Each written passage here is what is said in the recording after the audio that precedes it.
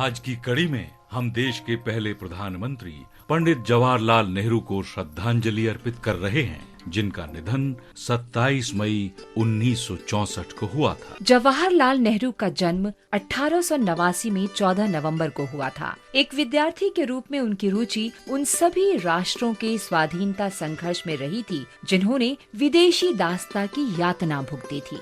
उन्होंने आयरलैंड के सिन फेन आंदोलन में गहरी रुचि ली थी। 1912 में वे इंग्लैंड से भारत लौटे और देश के स्वाधीनता संग्राम से जुड़ गए। 1912 में ही उन्होंने एक प्रतिनिधि के रूप में बांकीपुर अधिवेशन में भाग लिया और 1919 में इलाहाबाद में होम रूल लीग के सचिव बनाए गए। 1916 में पहली बार उनकी मुलाकात महात्मा गांधी से हुई और वो गांधी जी से बहुत प्रभावित हुए। 1920 में उन्होंने उत्तर प्रदेश के प्रतापगढ़ जिले में पहली किसान रैली का आयोजन किया और फिर 1920 से 1922 के दौरान असहयोग आंदोलन के सिलसिले में वो 2 बार जेल गए। 1926 में मद्रास सम्मेलन में जवाहरलाल नेहरू ने कांग्रेस को स्वतंत्रता के लक्ष्य की ओर प्रतिबद्ध करने में महत्वपूर्ण भूमिका निभाई। 1928 में लखनऊ में साइमन कमीशन के विरुद्ध प्रदर्शन का नेतृत्व करते हुए उन पर लाठीचार्ज किया गया। 29 अगस्त 1928 को उन्होंने ऑल पार्टी कांग्रेस में भाग लिया। उसी वर्ष उन्होंने भारतीय स्वतंत्रता लीग की स्थापना की, जिसने भारत को ब्रिटिश संपर्क से पूरी तरह मुक्त किए जाने की वकालत की। जवाहरलाल नेहरू इस लीग के महासचिव बनाए गए। 1929 में वे इंडियन नेशनल कांग्रेस के लाहौर अधिवेशन के अध्यक्ष चुने गए, जिसमें देश की पूर्ण स्वतंत्रता को लक्ष्य के रूप में स्वीकार किया गया। नमक सत्याग्रह और अन्य आंदोलनों के सिलसिले में 1930 से 1935 के दौरान उन्हें कई बार गिरफ्तार किया गया। 31 अक्टूबर 1940 को पंडित जवाहरलाल नेहरू को द्वितीय विश्व युद्ध में भारत की जबरन भागीदारी के विरोध में सत्याग्रह करते हुए गिरफ्तार कर लिया गया। 7 अगस्त 1942 को मुंबई के कांग्रेस अधिवेशन में उन्होंने ऐतिहासिक भारत छोड़ो प्रस्ताव पेश किया।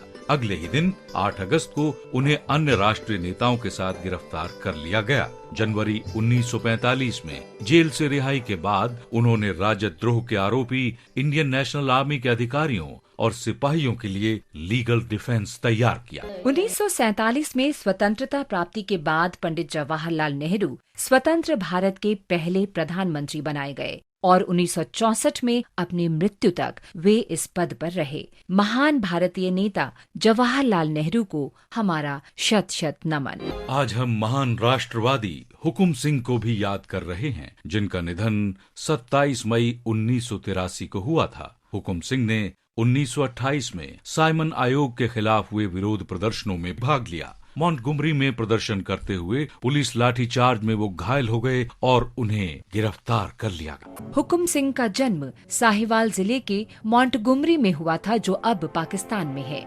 शिरोमणि अकाली दल के माध्यम से वे राजनीति में आए और 3 वर्ष तक इसके अध्यक्ष रहे। वो मॉन्टगोमरी सिंह सभा के भी सदस्य थे और 3 साल तक इसके प्रमुख रहे।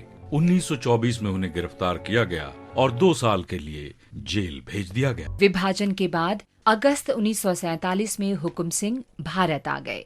अपनी परवाह किए बिना वो लोगों को घरों से निकालकर सुरक्षित स्थान तक पहुंचाने में जुट गए, लेकिन उनकी प्रतिभा छिपी नहीं रह सकी और जल्दी ही दिसंबर 1947 में उन्हें कपूरथला राज्य उच्च न्यायालय का न्यायाधीश बना दिया गया। 30 अप्रैल 1948 को संविधान सभा के लिए चुने गए। संविधान सभा के विचार विमर्श में उन्होंने सक्रियता से भाग लिया और केवल 1 वर्ष बाद ही उनका नाम संविधान सभा के अध्यक्ष के पैनल के लिए मनोनीत कर लिया गया। हुकुम सिंह 1950 से 1952 तक अस्थायी संसद के सदस्य भी रहे।